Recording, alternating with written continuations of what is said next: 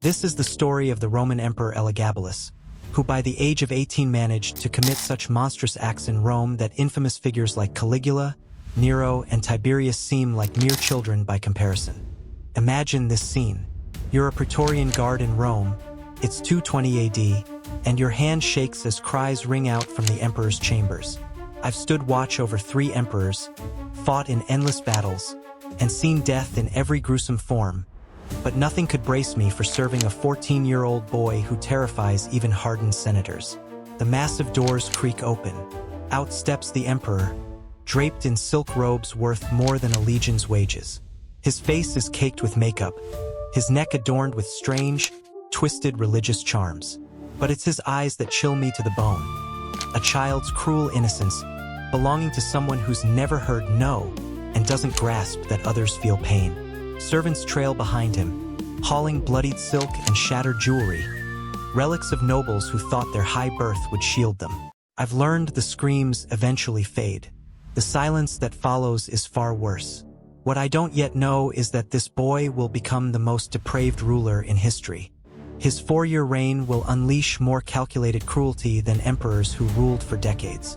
By the time the guards can't stomach any more, Rome's very foundation will be decaying. But the horror deepens from here, much deeper. Before I dive into these lost tales of survival and suffering, if you're hooked on uncovering history's hidden truths, give a like and subscribe for more stories like this. Drop a comment below to share where you're tuning in from. His birth name was Varius Avitus Bassianus, but history would call him Heliogabal, priest of Assyrian sun god. Born in 204 AD, he carried the toxic legacy of imperial bloodlines warped by generations of power. His mother, Julia Soaemias, was driven by boundless ambition and utterly unbound by morals. Growing up in Syria, he was steeped in practices that shocked traditional Romans. Ancient cults there embraced sacred prostitution, gender-bending rituals, and human sacrifice veiled as devotion. The boy absorbed the idea that as a vessel of divinity, mortal rules didn't apply to him. Pleasure was a divine mandate, and others' pain was an act of worship. What truly forged this monster was the total absence of restraint. From his earliest days, everyone scrambled to grant his every whim. Servants tidied up his tantrums without a word. Tutors hailed his cruel pranks as signs of leadership. His family saw his cunning and beauty as weapons for political gain. By age 10, his tears could summon anything he desired. By 12, his violence got quicker results. By 14, when Rome's throne stood empty, he'd perfected treating people as playthings. Yet the plot that crowned him reveals something truly chilling about those who paved his path to power. Caracal's assassination in 217 opened the door. The current emperor, Macrinus, was despised for slashing soldiers' pay while indulging in luxury. Julia Soaemias spread lies that her son was Caracal's secret heir, positioning him as the rightful ruler. The claim was flimsy. Elagabalus looked like no one, and the timeline didn't add up. But soldiers, hungry for better pay, chose to believe the fiction. Julia had plundered temple gold to buy the loyalty of key commanders. Here's what sends a shiver down my spine. This wasn't just about crowning a teenager. Julia had watched her son's character take shape, his casual cruelty, his sharp, calculating mind, and she knew exactly what kind of monster she was setting loose. Her letters to allies reveal a woman who saw her son's depravity as a political tool, not a flaw. She promised commanders unchecked plunder, assured priests their god would reign in Rome, and told merchants regulations would vanish, but never spoke of what the boy craved. What he dreamed of during Syrian temple nights, watching sacrifices and envisioning grander rituals with himself as the star. The Battle of Antioch in 218 was less a clash of armies than a collapse of loyalty. When Macrinus arrived with his faithful troops, he found most of his eastern legions had already sworn allegiance to the pretender, swayed by richer bribes. The few loyal soldiers were swiftly crushed. Macrinus fled toward Rome but was caught, beheaded, and his head sent to the teenage boy now claiming the throne. Elagabalus heard the news while performing mourning rites in his sun god's temple. Witnesses described a moment that should have felt victorious but instead turned stomachs. The 14-year-old, clad in silk robes blending imperial purple with sacred gold, grinned when shown Macrinus' severed head. It wasn't the grin of a triumphant commander. It was the delighted look of a kid handed a shiny new toy. His first act as emperor was to order the heads of Macrinus' allies spiked around the temple. His second was to demand captured prisoners be brought to him for personal judgment. What followed set the tone for his reign. Instead of swift executions or lenient pardons, Elagabalus devised twisted games where prisoners could win freedom through degrading contests. At first, the games seemed harmless enough. Captured officers were made to race around the temple grounds, lugging heavy stones. Winners got freedom and gold. Losers faced death. But as the boy emperor watched, a darker spark lit in his eyes. He started tweaking the rules, changes rooted not in military tradition but in his growing obsession with humiliating others. Soon, the races forced men to crawl through mud laced with animal filth. Then came demands that losers endure punishments, each more inventive and personal than the last. Syrian priests praised these twists as divine creativity, blind to the budding sadism. Those who defied the games didn't die in grand executions. They simply disappeared, erased from mention. But this was just the start. The journey to Rome gave Elagabalus time to test the limits of absolute power, honing appetites that made his Syrian games look like child's play. The march to Rome turned into a roving festival of depravity, shocking even battle-hardened soldiers. Elagabalus traveled in an ornate litter, borne by slaves picked for their beauty, not their strength. He decided beautiful people enhanced his divine aura, treating their attractiveness as a resource to hoard and use. Every city offered tribute, not gold, but their loveliest young citizens, torn from families to serve as living decorations for his mobile pleasure palace. Boys and girls, barely teens, were taken for the emperor's amusement. Governors' letters whispered of what happened in his tent at night. A massive structure, bigger than homes, split into chambers for different purposes. There were shrines for his Syrian rituals, now mixed with his own twisted additions. There were bedrooms where he indulged with his beautiful captives. Most disturbing were the educational chambers, where the 14-year-old gathered his tributes to lecture them, not on duty, but on their intimate, emotional, and spiritual roles in his divine service once they reached Rome. A boy with no training in governance delivered detailed lessons in systematic degradation. Those who failed to please him or showed defiance didn't just vanish. They were quietly removed from the traveling court, their names never spoken again. As a Praetorian guard, I quickly figured out that keeping quiet about empty tents or fewer tributes was the safest way to stay alive. But what I saw on the road to Rome was nothing compared to the horrors that unfolded once we reached the capital. The Palatine Palace, once home to legends like Augustus, Trajan, and Marcus Aurelius, became unrecognizable within months of Elagabalus's arrival. His first order of business wasn't ruling the empire. It was transforming the palace into a stage for his divine rituals. Roman temples were always stark, built to inspire awe and reverence, but Elagabalus tore them down. He replaced them with chambers blending Syrian temple designs with his own twisted inventions. Altars carved with explicit scenes, walls covered in shocking murals, and custom furniture crafted for rituals that only made sense in his private ceremonies. Palace workers were sorted into new roles that had nothing to do with traditional duties. Some were picked for their looks and assigned to ceremonial tasks. Others, chosen for their silence, maintained bizarre equipment shipped in from Eastern artisans. A third group scrubbed away the aftermath of his entertainments, disposing of evidence too shameful to leave behind. What worried me most were the servants who vanished after serving him directly. No trials, no executions, just gone overnight. Their rooms reassigned like they'd never existed. But here's what made the palace truly terrifying. Elagabalus didn't keep his perversions private. He started weaving his experiments into official state events, forcing senators and foreign diplomats to watch ceremonies that mixed imperial business with acts unlike anything Rome had ever seen. A routine meeting with the emperor now included spectacles that turned the stomachs of seasoned politicians. Ambassadors arriving to discuss trade deals found themselves watching performances involving palace slaves in scenes too vile to record officially. Senators expecting debates on laws were instead dragged into religious rites where they had to choose: degrade themselves or risk being accused of defying the emperor's divine authority. The most chilling part was how calculated it all was. Not random madness, but carefully orchestrated events designed to serve a purpose. Elagabalus used public humiliation as a weapon to control Rome's elite, breaking their spirits by making them participate in or witness acts that shattered their moral core.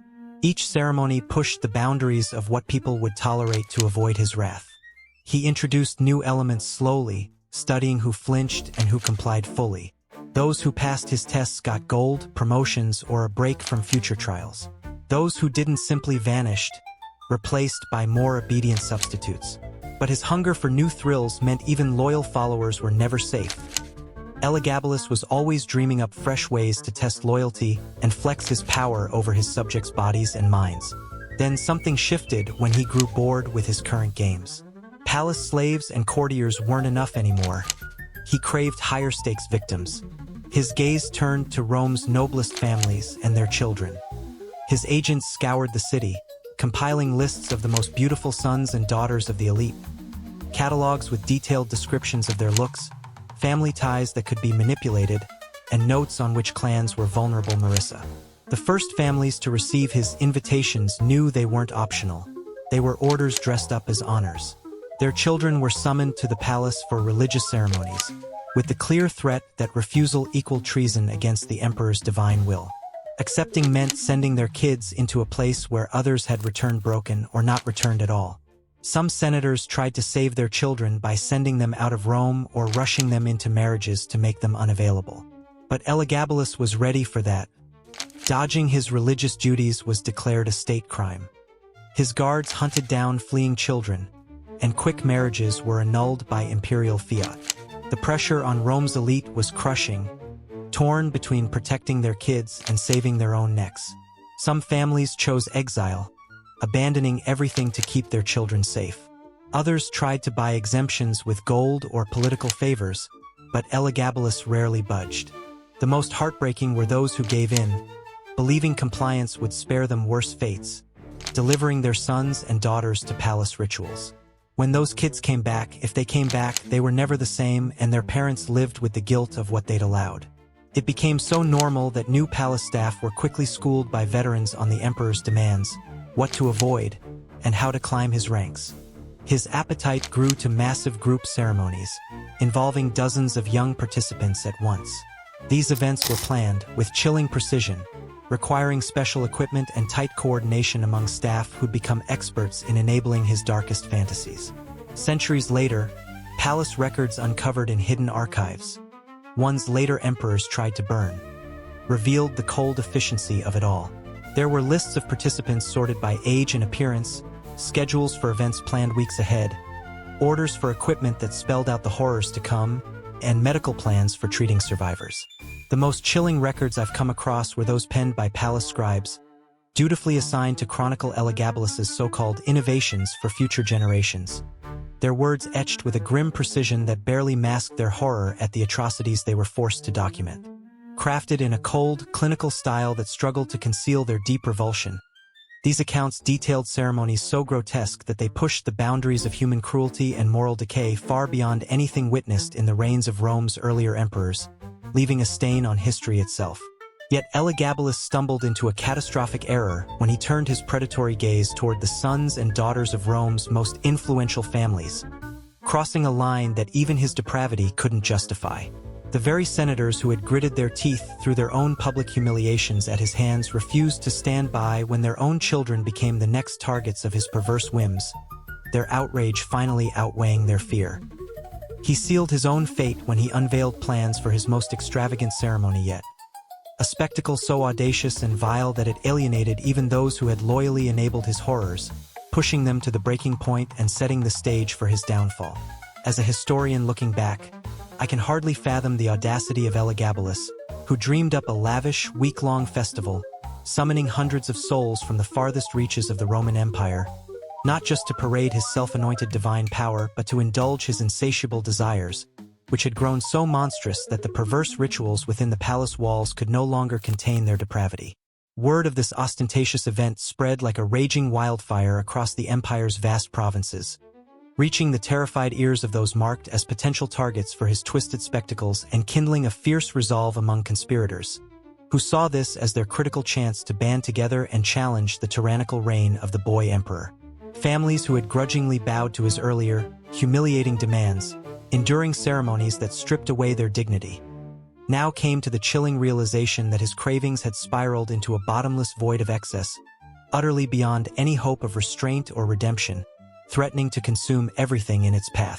Military commanders, seasoned and pragmatic, saw that such unchecked excess could provoke widespread rebellions, threatening to shatter the fragile unity of the empire into irreparable fragments. Even the palace staff, who had once facilitated his twisted rituals without question, began to awaken to the chilling reality that they were complicit in a system that undermined the very foundations of civilized society, endangering the world they knew. The downfall of Elagabalus arrived with stunning swiftness, catching nearly everyone off guard as his reign unraveled in a single, decisive moment. On March 11, 222 AD, while Elagabalus performed his morning rituals, Praetorian guards stormed in and declared his reign over. The boy who terrorized Rome for 4 years met his end with the same childish defiance that defined his rule. Witnesses said his final words weren't begs for mercy or remorse, but whines about his sacred ceremonies being disrupted. Even at death's door, he couldn't grasp that his victims were people, not toys for his amusement. The guards swiftly killed him and his mother, Julia Soaemias, then dragged their bodies through Rome streets before dumping them in the Tiber River. But killing Elagabalus didn't erase the scars of his reign, which lingered in Rome for generations.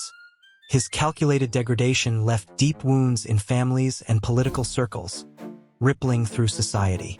Children who survived his ceremonies grew into adults whose ability to form normal bonds was shattered forever. Senators who'd taken part in his twisted entertainments carried a shame that shaped their decisions for the rest of their careers. When Alexander Severus took the throne, he devoted years to reviving Rome's time-honored traditions and erasing every remnant of Elagabalus's chaotic rule, working tirelessly to restore a sense of moral order that had been shattered by the boy emperor's reign of terror.